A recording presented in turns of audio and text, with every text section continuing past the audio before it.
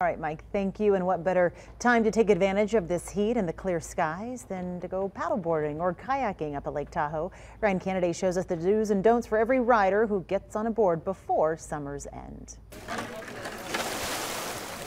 It's a summertime leisure activity that's taking Tahoe by storm. There's almost as much paddleboards and kayaks as there are rental boats or boats on the lake. In fact, paddleboarding is becoming so popular with locals and tourists that the Coast Guard is stepping in to help better promote safety. We use this boat when we get calls for people in the water, somebody who can't get back to shore. We like educating. We don't want to tack a fine on anybody. Usually if it's just one or two people and we find them in the middle of the lake, we'll kind of ask them, hey, do you guys have a plan? A plan that should include the Tahoe shore you're meaning to reach, an understanding of the day's forecast, especially the wind conditions, and also a flotation device, because Tahoe's chilly waters can send your body into shock.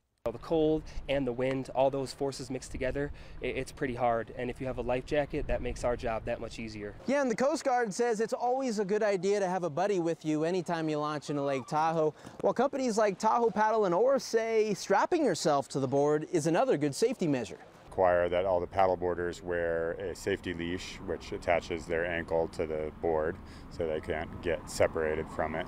That will help those who fall off, because holding onto a board in the water can also keep you afloat. But when the waves get too choppy, not even that can save you, which is why Tahoe Paddle and Oar will restrict some business on days that are too windy. When we get lake wind advisories,